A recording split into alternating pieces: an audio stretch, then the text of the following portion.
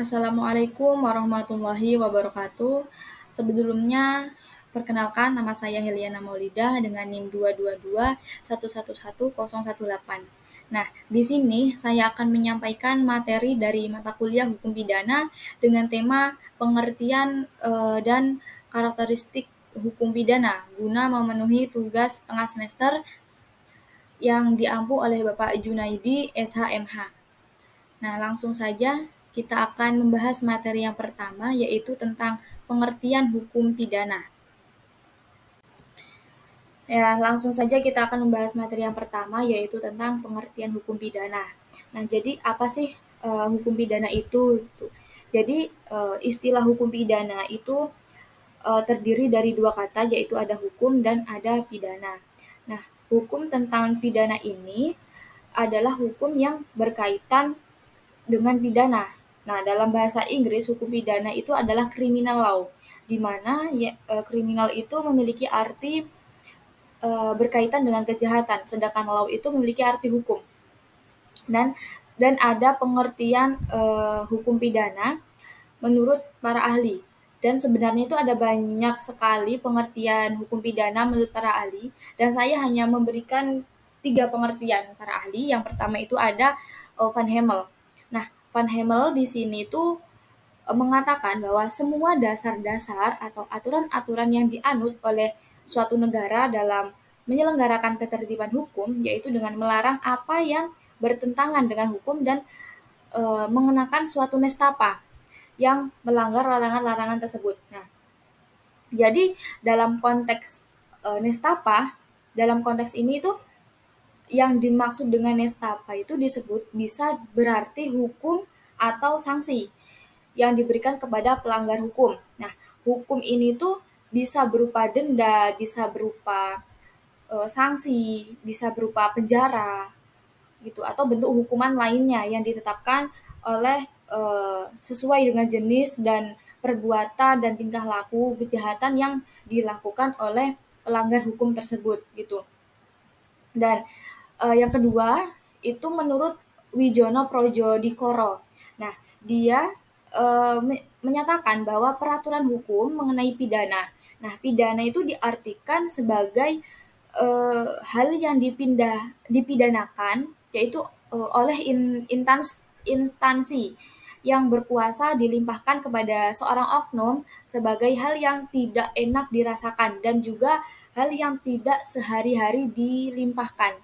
Nah, dalam konteks ini, hal yang dipidanakan itu merujuk pada tindakan atau perilaku yang diatur oleh hukum pidana yang jika dilakukan itu akan menyebabkan apa ya? Menyebabkan seseorang itu dikenai sanksi atau hukuman. Nah, sementara itu, hal yang tidak enak dirasakan itu tuh mencerminkan konsekuensi yang tidak menyenangkan atau tidak diinginkan yang mungkin dialami oleh individu yang melakukan tindakan tersebut, seperti dikenai denda atau dikenai penjara gitu. Kemudian yang ketiga ada Utrecht.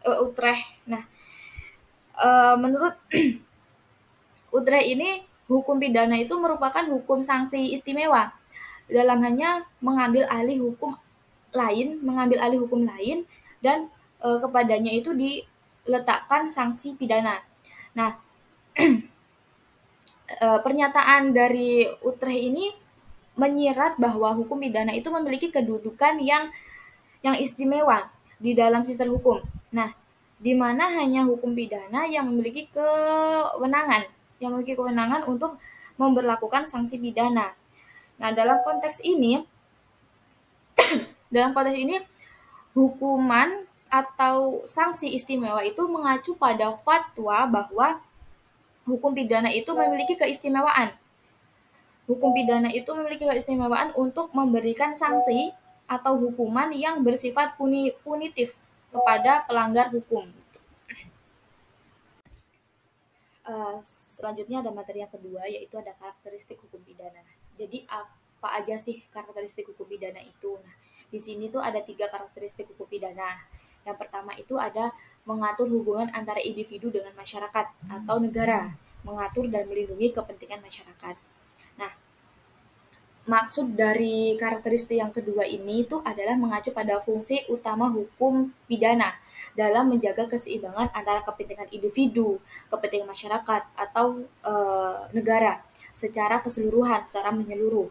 Nah, berarti hukum pidana ini tidak hanya mencakup perlindungan individu dari tindakan kriminal saja, tetapi juga menjaga kestabilan sosial dan keamanan masyarakat. Nah, karakteristik yang kedua itu ada penuntutan tidak tergantung pada individu sebagai pihak yang dirugikan, tetapi penuntutan ada pada penguasa atau negara melalui alat-alat kelengkapannya seperti polisi, jaksa, dan hakim. Nah, maksud dari karakteristik yang kedua ini adalah bahwa dalam sistem hukum pidana itu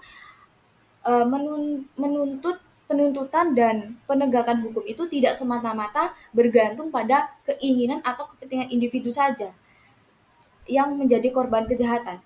Dan sebaliknya, penuntutan dan penegakan hukum itu merupakan tanggung jawab negara atau penguasa yang diwakili oleh lembaga-lembaga seperti kepolisian, jaksa, dan pengadilan. Kemudian ada karakteristik yang ketiga adalah kedudukan negara atau penguasa itu lebih tinggi dibandingkan individu dalam suatu perkara pidana.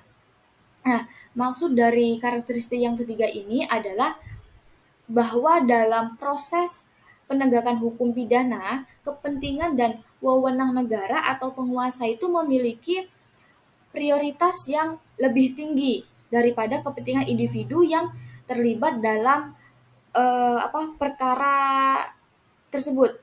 Nah, dalam konteks ini, negara atau penguasa itu diwakili oleh lembaga-lembaga penegak hukum seperti kepolisian, jaksa, dan pengadilan. Nah, mereka itu semua bertanggung jawab untuk menegakkan aturan hukum dan mengambil tindakan hukum terhadap individu yang diduga melakukan tindakan pidana gitu. Mungkin itu saja materi yang dapat saya sampaikan. Kurang lebihnya mohon maaf jika ada kata-kata yang kurang difahami. Cukup sekian. Assalamualaikum warahmatullahi wabarakatuh.